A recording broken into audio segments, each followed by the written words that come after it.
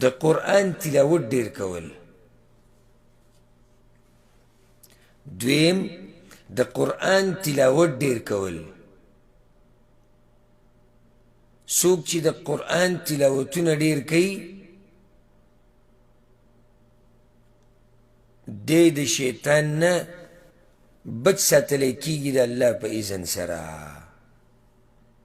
که ته دا وی کنه چې یاره زمونږ دا دشمن خو ډیر هرسناک دی دنه بچ کېده څنګه دي؟ نو یو خو اخلاص او دویم د قرآن تلاوت ډیر کوو د شیطان نه به بچ شي. په دې باندې دلیل له امام ابو داود یو حدیث راوړی. ابو قتاده وایي چې ان النبي صلی الله علیه وسلم خرج لیله، پیغمبر صلی الله علیه وسلم یو شپه د کور نه ووتو، فاذا هو بابي بکر یصلي، د ابوبکر صدیق په کوټه باندې تیر شو، هغه مونځ کو، تهجد یې کول. یخفض صوته، خو د ابوبکر صدیق د اواز څه ډېرې کم کړی. ومر بعمر بن الخطاب، په عمر باندې هم تیر شو، وهو یصلي رافعا صوته، عمر اواز ډېر تیز کړی. فلما اجتمعا عند النبي صلی الله علیه وسلم، دواړه چې کله د پیغمبر صلی الله علیه وسلم خواله رالو، پیغمبر صلی الله علیه وسلم ورته یا ابا بکر، ای ابو بکره، مررت بك وان تصلي، زه پرون په تا باندې تیر شوم تا لمونځ کوو، تخفض صوتک، اواز دې ډېر کم کړی و. هغه وی یا رسول الله اسمعت من ناجیت یا رسول الله. الله اکبر. وی د الله پیغمبر هغه چا ته چې مې اورولی یو هغه واورېده. څوک؟ الله. د مؤمن سوچ دی هغه چا ته چې مې اوروله هغه واورېده. دغه شان چې هر کار ته کوې که نه، وی هغه چا داسې و هغه چا دپاره چې مې کول هغه ولیده. که اوس ته یو کس د پیسې ورکې، صدقه ورکې، زکات ورکې، نو دا شیطان به هم تا ته دا وایي، او کوم چې انسي شیطانان دي دوی به هم تا ته دا وایي، مړه مخامخ یې ورکوه چې خلک یې ویني او شکریا به دې ادا کړي او دا به ووایي او دغه به ووایي، زړه کې به دې وسوسې راځي. ته دقه ورته ووایه هغه چا دپاره چې ورکوم هغه یې دي. وایي زموږ د پښتنو د اکثر کارونه د بدل دپاره وي. دا مې یو حقیقت دی.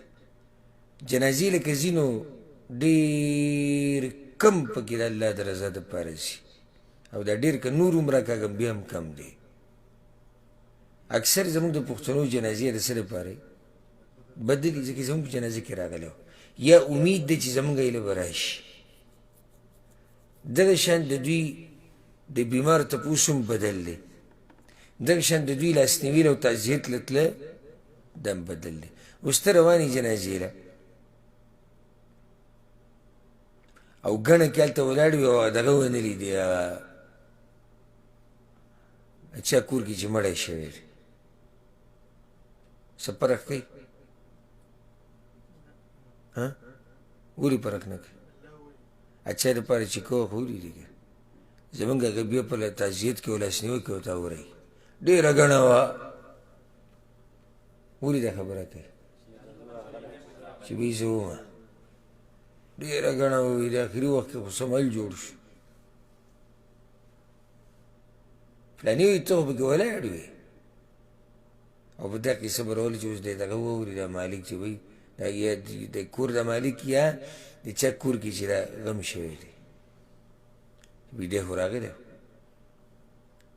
زه هم دې خبرې ته څه ضرورت و؟ الله ته ولیدې که نه. که ته د الله د رضا دپاره تلی او د ثواب ګټلو دپاره تلی، خو بس خبره ختمه شوه، الله ته ولیدې که. ښکاري داسې چې د دې خلکو مقصد د الله رضا کول هغه نه دي، هغه د دې انسان رضا کول دي. هر کار چې ته کوې، هر کار زما راته د زړه نه دا نصیحت دی. د ابوبکر صدیق رضی الله عنه دا یوه خبره یاده کړه، ډېره قیمتي خبره یې کړې ده. وی اسمعت من ناجیت یا رسول الله، ای د الله پیغمبر هغه چا ته چې مې اوروله، هغه چا دپاره چې مې لمونځ کوو هغه اورېدلی. چې چې څه کارون کې څه کار پټې کوو د نیکۍ چې کوم کار کې او دا ورسره وایي هغه چا دپاره چې کوم هغه یې دي.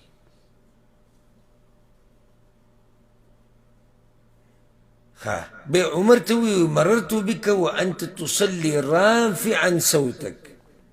عمر ستا اواز ډېر اوچت و، یعنې ابوبکر هغه اواز ډېر کم و او ستا هغه ډېر اوچت و.